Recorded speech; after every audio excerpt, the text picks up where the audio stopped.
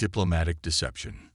The skies above Earth crackled with an unseen energy, setting off alarms in monitoring stations around the globe.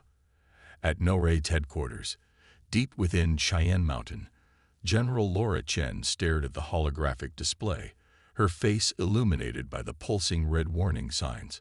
"What are we looking at, Dr. Harrison?" she asked, her voice steady despite the tension in the room. Dr. Elias Harrison, Earth's leading genophysicist, adjusted his glasses and pointed to a cluster of anomalies at the edge of the solar system. "It's a gravitational distortion, General. Consistent with the theoretical models for faster-than-light travel. We're looking at a fleet of ships, decelerating as they approach our system." The room fell silent as the implications sank in. Humanity was no longer alone. "Time to arrival?" General Chen asked. "At their current speed, approximately 72 hours, Harrison replied. Chen nodded, her mind racing through protocols that had only existed in theory until now. "Initiate Operation Lighthouse. I want every world leader on a secure line within the hour, and get me the Secretary General of the UN."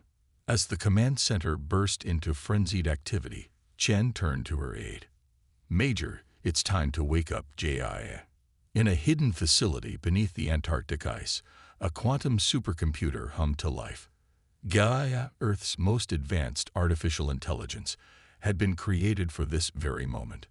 Its primary directive: to safeguard humanity in the event of extraterrestrial contact. Within minutes, GAIA's consciousness spread through Earth's defense networks, analyzing data, running simulations, and preparing contingencies. As world leaders were roused from their beds and emergency sessions convened, humanity steeled itself for first contact. The next 72 hours were a blur of activity. Military forces around the world were placed on high alert, but with strict orders to remain covered. Scientists worked around the clock, refining detection systems and preparing communication protocols. The public remained blissfully unaware, their news feeds carefully curated to avoid panic. As the alien fleet entered the solar system, JIA made a startling discovery. Hidden within the electromagnetic noise of their approach was a complex data stream. The AI quickly decrypted it, revealing a first contact package from the aliens. "They're calling themselves the Galactic Federation," Dr. Harrison explained to the hastily assembled UN Security Council. "According to their message, they're a peaceful coalition of spacefaring races. They claim to have been observing Earth for some time and have decided we're ready for official contact." "Ready by whose standards?" the Russian representative scoffed. "And what do they really want?" General Chen stepped forward. "GAIA has analyzed their language and technology based on the data package.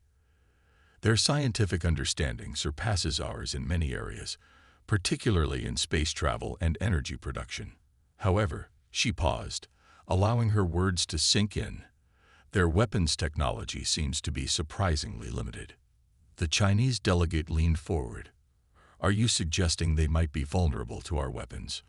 "It's a possibility," Chen replied cautiously, "but we need more information."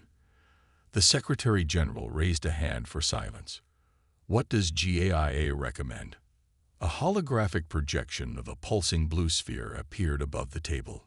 GAIA's soothing, genderless voice filled the room.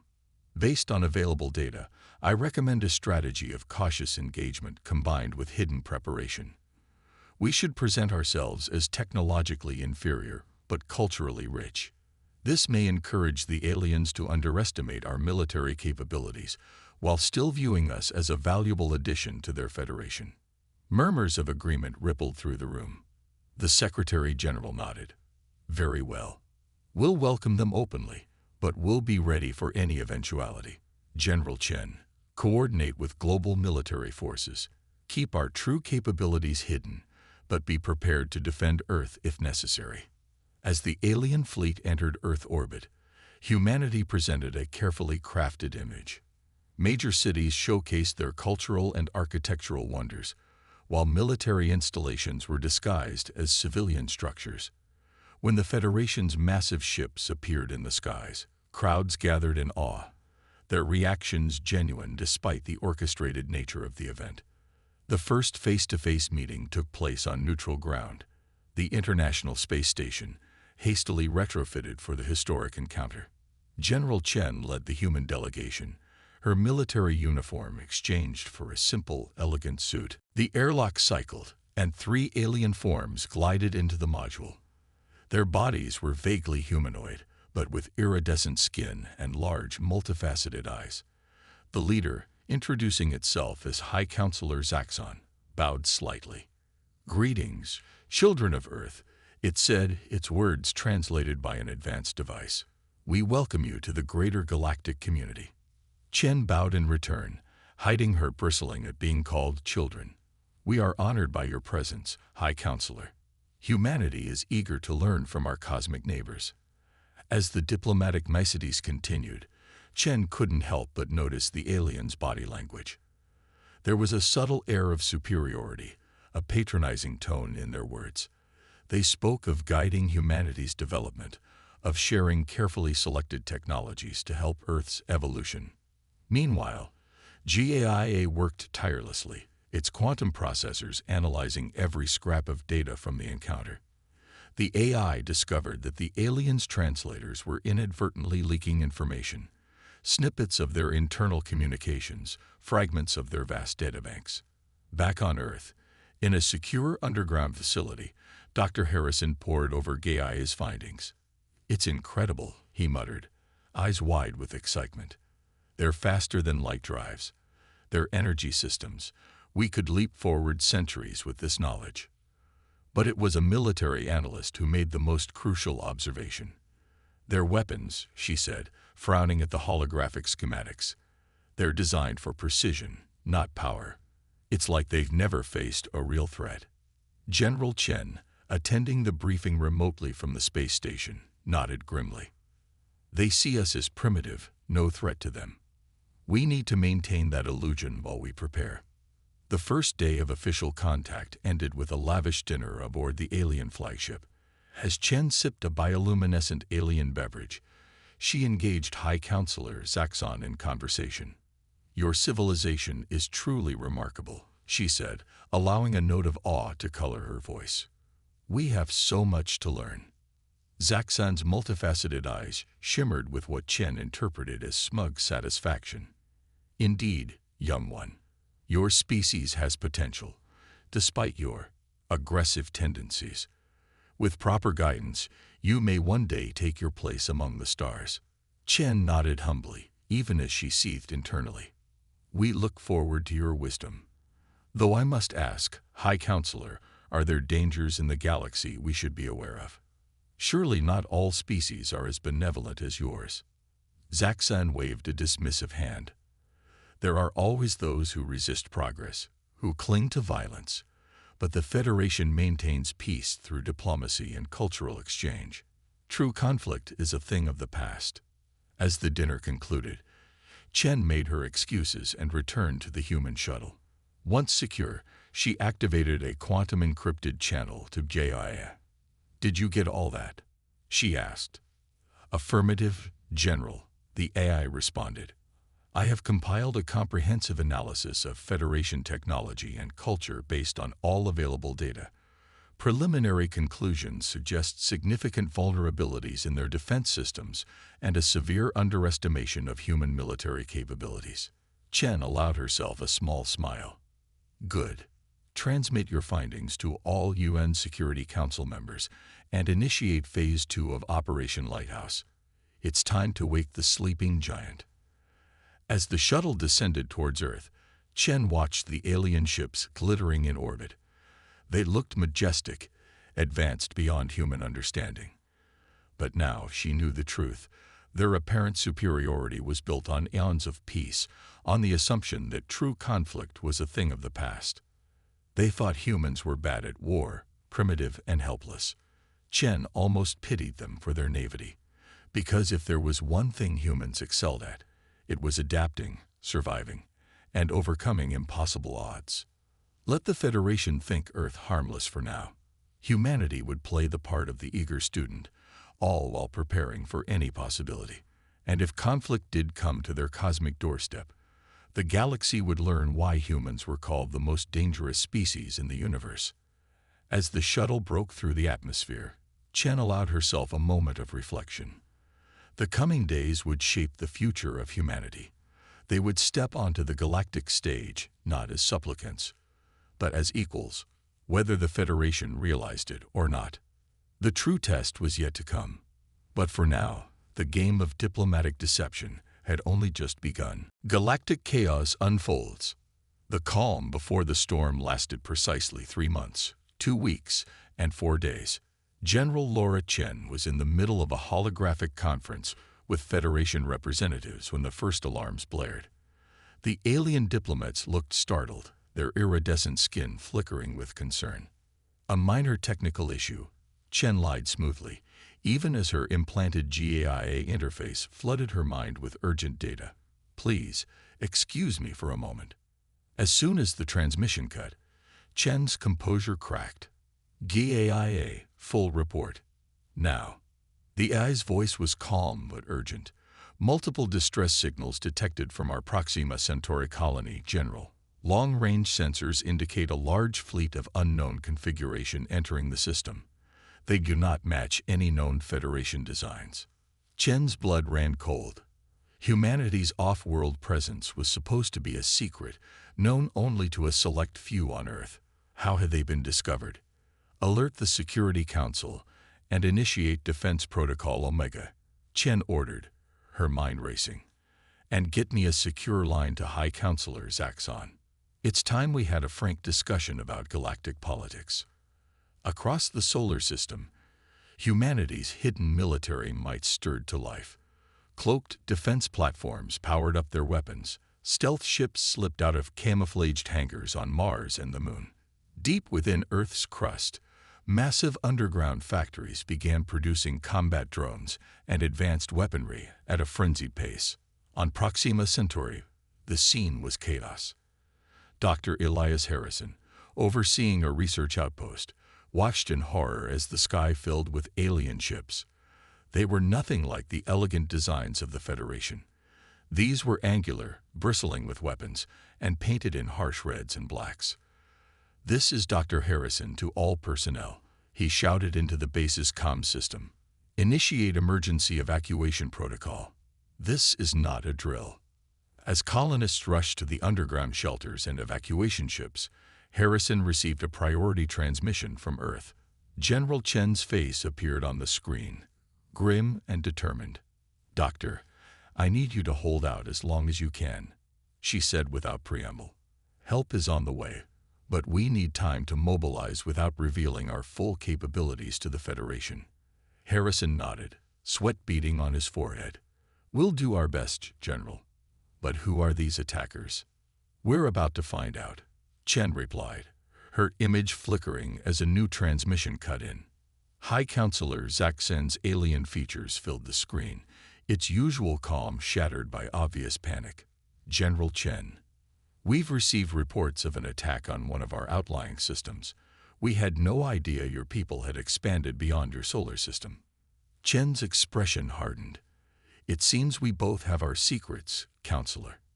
Now tell me everything you know about these attackers." Zaxxon's multifaceted eyes dimmed with what might have been shame. "They are the Zoraxians, a species we thought long extinct. They were once part of the Federation, but turned to conquest and destruction. We defeated them centuries ago, or so we believed. And you didn't think to warn us about potential threats like this." Chen's voice was cold. We believe them no longer a concern," Zaxxon stammered. "General, the Federation's peacekeeping fleet is mobilizing, but it will take time. Our weapons are not designed for full-scale war." Chen cut the transmission, turning back to Harrison. "Doctor, help is coming, but you're going to have to fight." On Proxima Centauri, Harrison looked out at the approaching Zoraxian fleet. "With what?" "We're a research outpost." Chen allowed herself a small, grim smile. "Check the lower levels, Doctor. Authorization code, Chimera Protocol." Harrison's eyes widened as understanding dawned. He rushed to a hidden elevator, descending deep below the outpost. As the doors opened, lights flickered on, revealing rows of advanced battle mechs, energy weapons, and a fully equipped command center. "My God," Harrison whispered. "We've been sitting on top of this the whole time." Back on Earth, humanity's response kicked into high gear. The carefully maintained illusion of technological inferiority was shattered as orbital defense platforms decloaked, revealing weapon systems far beyond what the Federation had believed possible. In the UN Security Council chamber, world leaders gathered for an emergency session. The Secretary General's face was ashen as she addressed the assembly. "Ladies and gentlemen, the time for secrecy is over. The Zoraxian threat forces our hand. We must reveal our true capabilities and join the galactic war effort." Murmurs of agreement and concern rippled through the room. The Russian representative leaned forward. "And what of our Federation allies? Can they be trusted?" General Chen, attending via hologram, spoke up. "Trust is a luxury we can't afford right now. JIA has analyzed all available data on Federation technology and tactics. They are woefully unprepared for this conflict." "Then we take charge," the Chinese delegate declared. "Earth must lead the defense of the galaxy." As the Security Council debated strategy, the battle for Proxima Centauri raged. Dr. Harrison, now clad in powered armor, coordinated the colony's defense from the hidden command center. The Zoraxian forces, expecting an easy conquest, were met with a hail of advanced energy weapons and swarms of combat drones. "This is Harrison to Earth Command," he shouted over the din of battle. "We're holding, but barely. The Zoraxians are relentless." In orbit above the embattled planet, a lone human ship emerged from stealth. The HSS Daedalus, Earth's most advanced warship, had been waiting for this moment. Captain Yuki Tanaka watched the Zoraxian fleet with steely determination. "All hands, battle stations," she ordered. "Weapons free. Let's show these Zoraxians what humanity can do." The Daedalus unleashed a barrage of weaponry that lit up space like a newborn star.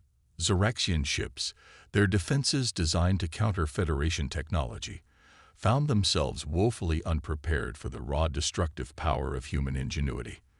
As the battle turned, a Zoraxian command ship broke off from the main fleet, preparing to jump to faster-than-light speed.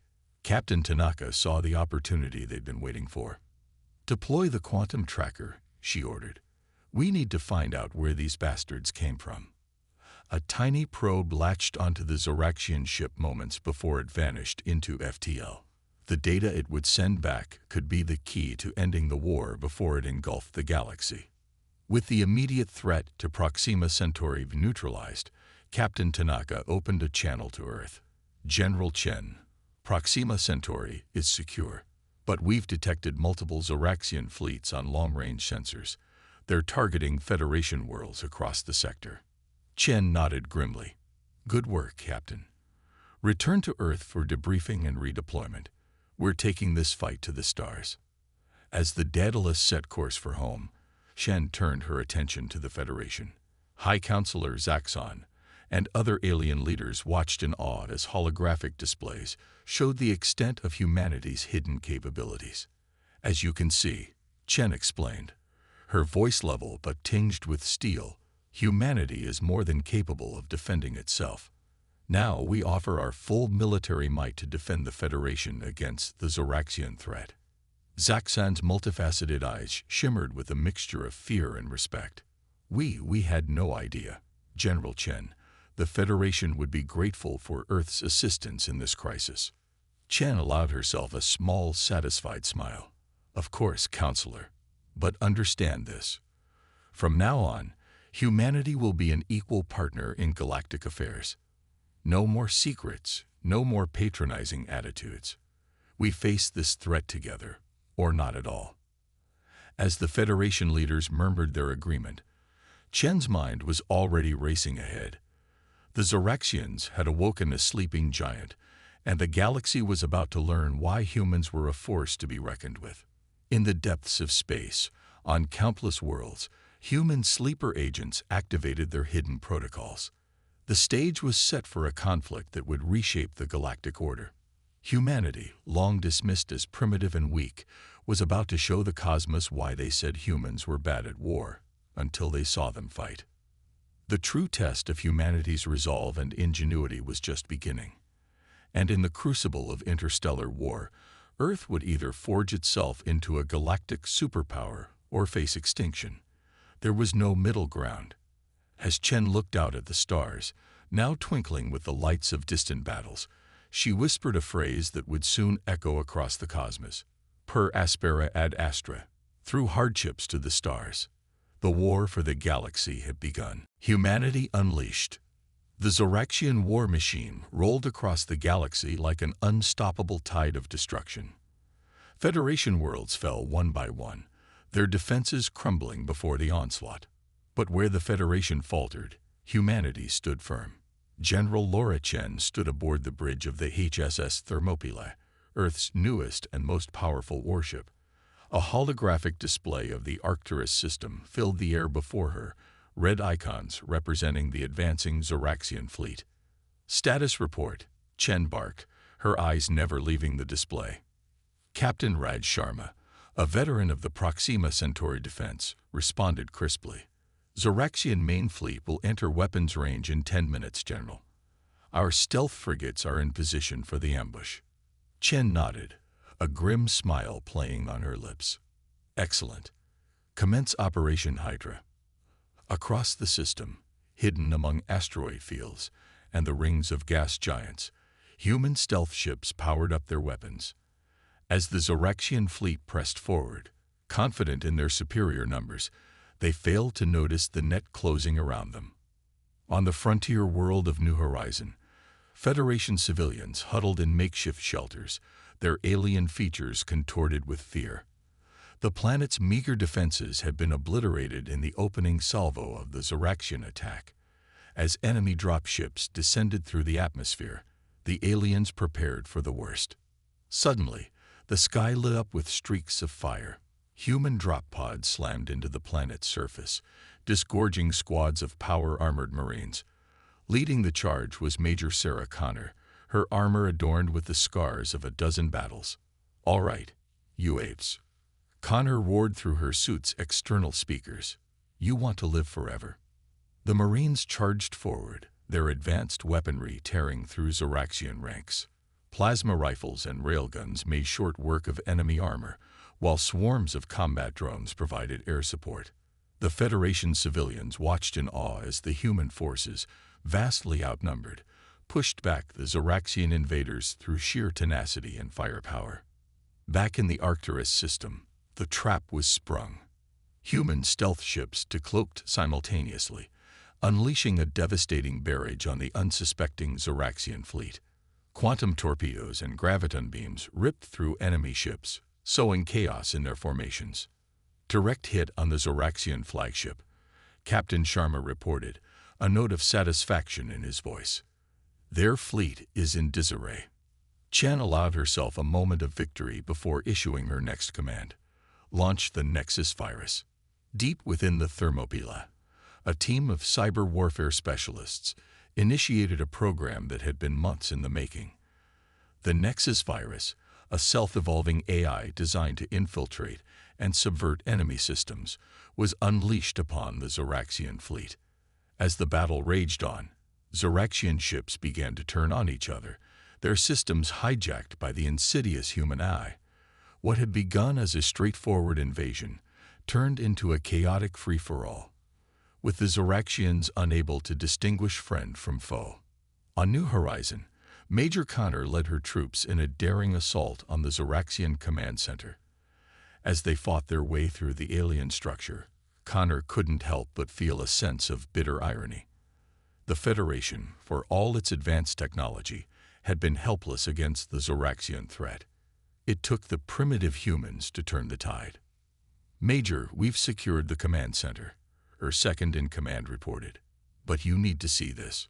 Connor followed him to a large holographic display. What she saw made her blood run cold. The display showed hundreds of worlds, far beyond the territory of the Federation, all marked as Zoraxian conquests.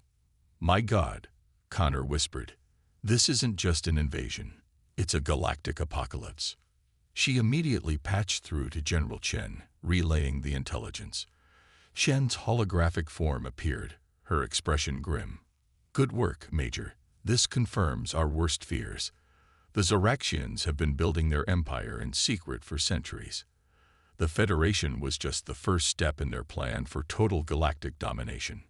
Connor nodded, her mind racing with the implications. "What's our next move, General?" Chen's eyes hardened with resolve. "We take the fight to them. It's time for Operation Prometheus." As word of the human victory spread, the Federation's response was a mixture of gratitude and unease. High Counselor Zaxxon called an emergency session of the Galactic Council, with General Chen attending as Earth's representative. The Council extends its deepest gratitude to the humans for their valiant defense of Federation worlds. Zaxxon began, its voice carrying across the Grand Chamber. "However, we must express our concern over some of the methods employed." Murmurs rippled through the assembled alien delegates. Chen stood firm, her gaze unwavering. "The use of artificial intelligence in warfare," Zaxxon continued, "not to mention the sheer destructive capability of human weapons, goes against the very principles of the Federation." Chen stepped forward, her voice clear and strong. "With all due respect, Counselor, those principles left you defenseless against the Zoraxian threat. Humanity fights to win, not to uphold outdated ideals that serve only to hamstring us in the face of annihilation." The chamber erupted in a cacophony of alien voices, some supporting Chen's words, others decrying them as warmongering. Through it all, Chen stood resolute, a living embodiment of humanity's determination. As the debate raged on, a priority message reached Chen's neural implant. Dr. Elias Harrison's face appeared in her mind's eye, his expression a mixture of excitement and trepidation. "General, we've done it," he said breathlessly. "Project Prometheus is ready for deployment." Chen allowed herself a small smile. "Excellent work, Doctor. Prepare for immediate implementation." Turning her attention back to the Council, Chen raised her hand for silence. The chamber gradually quieted, all eyes turning to the human representative. "Members of the Galactic Council," Chen began, her voice carrying the weight of Earth's resolve. "While we debate ethics and principles, the Zoraxians continue their march across the stars. Humanity has developed a weapon that can end this war decisively. We do not seek your permission to use it, merely to inform you of our intentions." Zaxxon's multifaceted eyes shimmered with concern. "What kind of weapon, General?" Chen's gaze swept the chamber, meeting the eyes of each delegate in turn. "Project Prometheus, a network of quantum-entangled singularities capable of destabilizing the very fabric of space-time within Zoraxian-controlled systems." The chamber erupted once more, this time in shock and disbelief. Chen pressed on, her voice rising above the din. "We stand at a crossroads. The Zoraxians will not stop until every free world burns. Humanity chooses to fight, to unleash every weapon at our disposal. We invite the Federation to join us, to cast aside outdated notions of civilized warfare and embrace the fierce determination that has allowed humanity to survive countless challenges." She paused, letting her words sink in. "But make no mistake, with or without you, we will see this war through to its end. The galaxy will learn why they say humans are bad at war, until they see us fight." As Chen's declaration echoed through the council chamber, the fate of the galaxy hung in the balance. The Federation faced a choice: embrace humanity's way of war or stand aside, as Earth took the lead in the fight against the Zoraxian threat. Across the stars, on 1,000 battlefields, human forces prepared for the next phase of the war. Operation Prometheus was about to be unleashed, and with it, the full might of humanity's technological and military prowess. The Zoraxians had awakened a sleeping giant. Now, they would face the consequences of their aggression. As the quantum entanglement drives of Earth's warships spun up, preparing to jump into the heart of enemy territory. One thing became abundantly clear. The war for the galaxy was about to enter its final cataclysmic phase, and humanity would be leading the charge, turning the tides of war. The void of space erupted in a dazzling display of quantum fire as the human fleet emerged from FTL. At the helm of the flagship HSA Nemesis, Admiral Zara Vega surveyed the battlefield with steely determination. Before them lay the Zoraxian fortress world of Krixnar, a planet that had never known defeat. Until today, all ships assume attack formation Delta, Vega commanded, her voice carrying across the fleet's quantum-entangled comm network. Initiate Operation Prometheus. Across the human armada, crews sprang into action. Weapon systems powered up, shields hummed to life, and in the bowels of each ship, the revolutionary Prometheus devices began their esoteric calculations. As the human fleet engaged the Zoraxian defenses, the true nature of Project Prometheus was revealed. It wasn't just a weapon. It was a fundamental reimagining of the laws of physics themselves. Quantum singularities blossomed in the space around Krixnar, warping the very fabric of reality. Zoraxian ships found themselves trapped in localized time dilation fields, their weapons and shields rendered useless by the shifting laws of physics. Dr. Elias Harrison, monitoring the battle from a secure facility on Earth, watched in awe as his creation reshaped the battlefield. "It's working," he breathed, eyes wide with a mixture of pride and trepidation. "We're actually bending the rules of the universe." But the Zoraxians were not so easily defeated. From the surface of Krixnar, a massive energy beam lanced out, cutting through the quantum distortions and striking the human cruiser. The ship erupted in a ball of plasma, its crew lost in an instant. Admiral Vega gritted her teeth. "They've adapted faster than we anticipated. All ships, initiate Phase 2. In response to the Zoraxian counterattack, the human fleet unleashed its next surprise. Swarms of nanobots, each no larger than a grain of sand, poured forth from launch bays. These microscopic warriors, guided by combat AI, infiltrated Zoraxian ships and defense systems, reprogramming and sabotaging from within. On the bridge of the Nemesis, Tactical Officer Lieutenant Kira Chen, General Laura Chen's daughter, reported the nanobots' progress. "Zoraxian flagship has been compromised, Admiral. We're seeing cascading failures across their fleet." Vega nodded grimly. "Press the advantage. All ships, concentrate fire on their command and control nodes." As the battle for Krixnar raged, news of the human offensive spread across the galaxy. In the chambers of the Galactic Council, Federation representatives watched the conflict unfold with a mixture of awe and horror. High Counselor Zaxxon turned to the human ambassador, its multifaceted eyes shimmering with concern. This is beyond anything we could have imagined.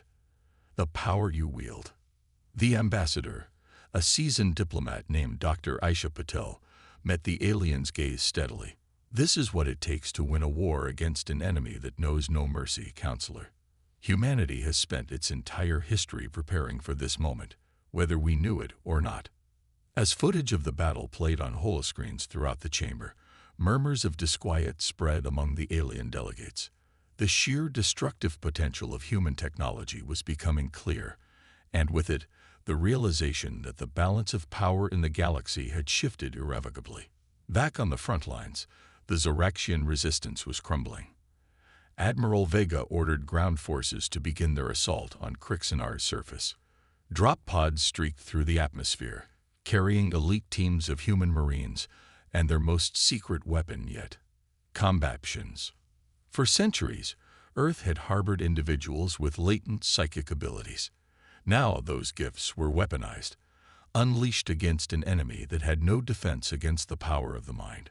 Leading the ground assault was Major Sarah Connor, her battle-scarred armor now adorned with psionic amplifiers. As her drop pod slammed into the alien soil, she reached out with her mind, linking with her squad. "Remember your training." Connor's voice echoed in her soldiers' thoughts. "We hit them hard. We hit them fast, and we don't stop until that planetary defense cannon is offline. The human forces carved a path of destruction through the Zoraxian defenses. Conventional weapons merged seamlessly with psionic attacks, creating a symphony of devastation that the enemy simply couldn't counter. As Connor's team approached the massive planetary cannon, they encountered fierce resistance. Zoraxian elite guards, hulking creatures in biomechanical armor, poured fire into the human lines. Connor raised her hand, focusing her psionic energy. With a thought, she lifted 3 Zoraxian guards into the air, their alien minds overwhelmed by her psychic assault. "Push forward," she yelled, both aloud and telepathically. Victory or death. In orbit, the space around Crixnar had become a graveyard of shattered ships and twisted metal. Admiral Vega watched as the last pockets of Zoraxian resistance were mopped up. But something nagged at the back of her mind. This victory had come too easily. "Lieutenant Chen," she called out, "run a deep scan of the planet's core. Something doesn't feel right." Kira's fingers flew over her console, initiating the scan. As the results came in, her face paled. "Admiral, you need to see this." The holographic display shifted, showing the interior of Crixnar. At its heart pulsed a massive energy signature, unlike anything they had ever seen. "My God," Vega breathed. "It's some kind of doomsday device, if that thing goes off." She didn't need to finish the thought. Such a detonation could rip a hole in the fabric of space-time itself, potentially destroying everything within several light years. Vega opened a channel to the ground forces. "Major Connor, abort the assault. I repeat, abort the assault. You need to reach that planetary core and disable the Zoraxian superweapon immediately." Connor's voice came back, strained but determined. "Understood, Admiral. We're on it." As Connor's team fought their way deeper into the planet's defenses, Dr. Harrison worked feverishly from his lab on Earth, attempting to unravel the mysteries of the Zoraxian device. "It's not just a weapon," he muttered, poring over the sensor data. It's a key of some kind. A key to something unimaginably ancient and powerful." Back on Crixnar, Connor and her team finally breached the central chamber. Before them loomed a massive crystalline structure, pulsing with eldritch energies. "Doc," Connor called out, patching through Harrison. "We're at the device. What are we looking at here?" Harrison's voice came through, tinged with excitement and fear. "Major, that device is tied into something far larger than this war. I think it's part of a network that spans the entire galaxy, maybe even beyond." Connor approached the alien machinery cautiously. "So what are we supposed to do with it?" "Don't destroy it," Harrison warned. "If my calculations are correct, this could be the key to ending the war once and for all. We need to interface with it. Try to take control." Connor nodded to her team's tech specialist. "You heard the man. Jack in and let's see what we're dealing with." As the tech began interfacing with the alien device, the crystalline structure pulsed more rapidly. Energy coursed across its surface, and a deep thrumming filled the air. Suddenly, Connor's mind was flooded with visions, glimpses of impossible vistas, of civilizations risen and fallen, of a war that had raged since the dawn of time itself. In that moment, she understood. The Zoraxians, the Federation, humanity, they were all pawns in a game far larger and more ancient than any of them had imagined. As the visions faded, Connor found herself back in the chamber, her team looking at her with concern. She tapped her comlink. "Admiral Vega, Dr. Harrison, we've got a situation here.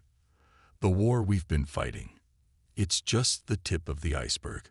In orbit, on Earth, and across the stars, humans and aliens alike held their breath. The true nature of the conflict was about to be revealed, and with it, the ultimate test of humanity's resolve. The Zoraxian War had been but a prelude, the real battle for the fate of the galaxy, and perhaps the universe itself, was about to begin. Triumph and tribulation. The revelation on Krixnar sent shockwaves through the human and Federation forces.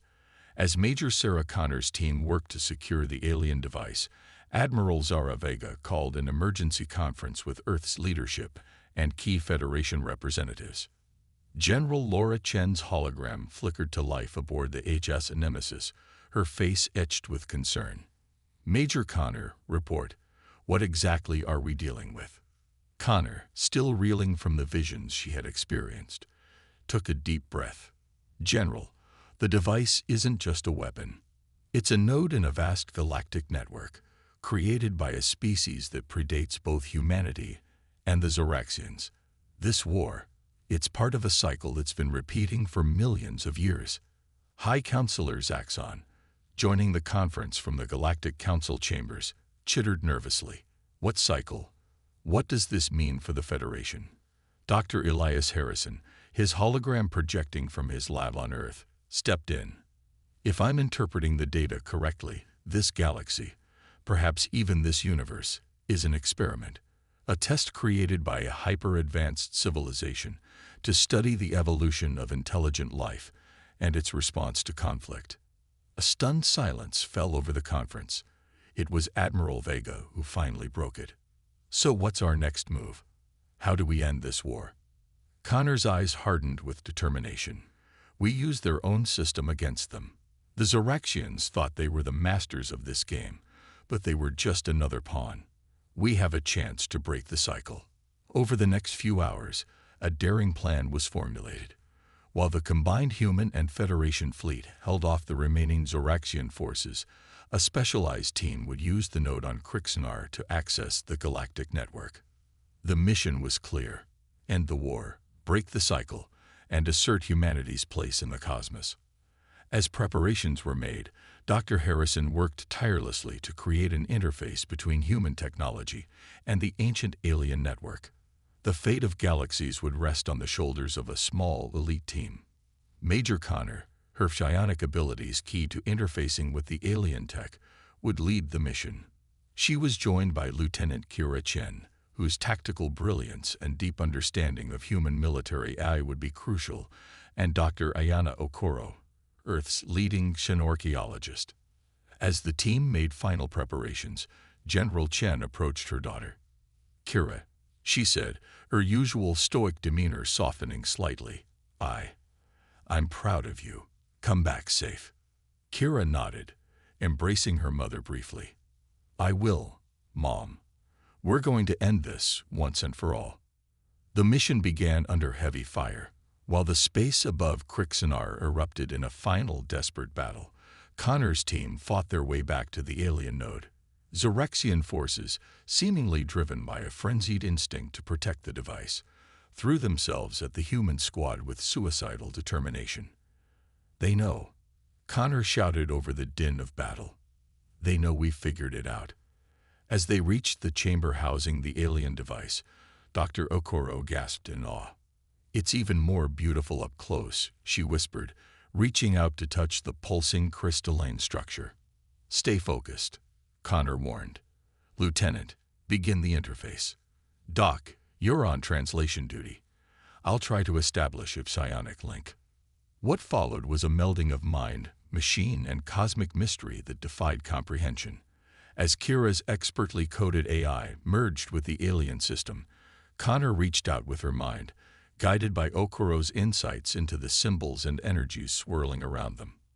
Suddenly, they were no longer on Krixnar. Their consciousness expanded, encompassing the galaxy and beyond. They saw the rise and fall of countless civilizations, the ebb and flow of cosmic wars that had shaped the very structure of the universe.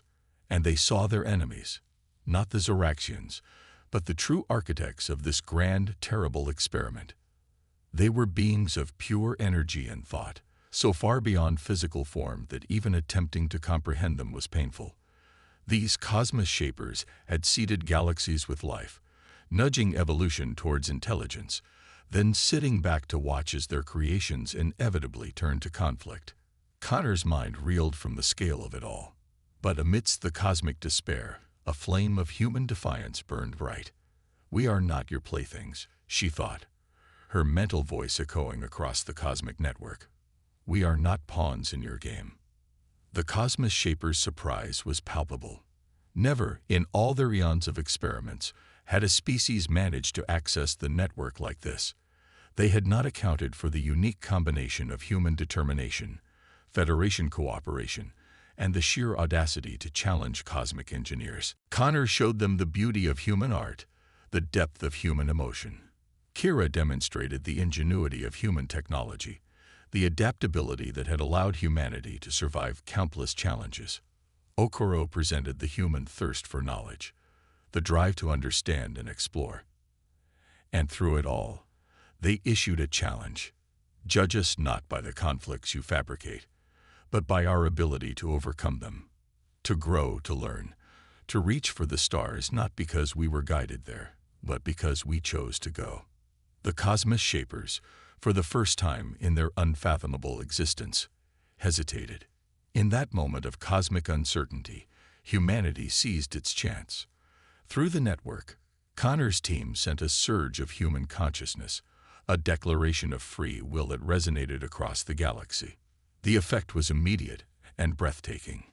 Across countless worlds, the fog of manufactured conflict lifted. Zoraxians stopped in mid-attack, suddenly free from the compulsion that had driven them to war. Federation species found their minds clear, ancient prejudices fading away like half-forgotten dreams. On Krixnar, in orbit, and across the battlefield-strewn stars, weapons fell silent. The war was over. As Connor and her team returned to their physical forms, exhausted but triumphant, they found a galaxy forever changed. The Zoraxian threat had been neutralized not through destruction, but understanding. The Federation faced a future where cooperation, not conflict, would be the driving force of galactic politics. And humanity. Earth had proven itself not just a military power, but a cosmic one. They had challenged the very architects of reality and emerged victorious. In the days that followed, as the galaxy began the long process of rebuilding, Earth found itself at the center of a new galactic order. The Federation, humbled by humanity's actions, offered Earth a leadership role in a reformed galactic government. But with great power came great responsibility. As General Chen stood before the United Nations, tasked with charting humanity's course in this brave new cosmos, she felt the weight of history on her shoulders. "We have won a great victory," she began, her voice carrying to every corner of the globe and beyond, to Federation worlds now linked in a network of peace. "But our greatest challenge lies ahead. We have proven that humanity can fight. Now we must prove that we can lead, that we can build, that we can forge a future worthy of the sacrifices made to secure it." As Chen's words echoed across Earth and the stars, a new chapter in galactic history began. Humanity had arrived on the cosmic stage, not as conquerors, but as liberators. They had shown the universe why humans were bad at war, because they were too busy reaching for the stars. The cosmos watched and waited, wondering what this young species would do next. And humanity, with the indomitable spirit that had carried them from cave paintings to starships, stood ready to answer the challenge. For in the vast, infinite reaches of space, they had finally found their true frontier. And the adventure was just beginning.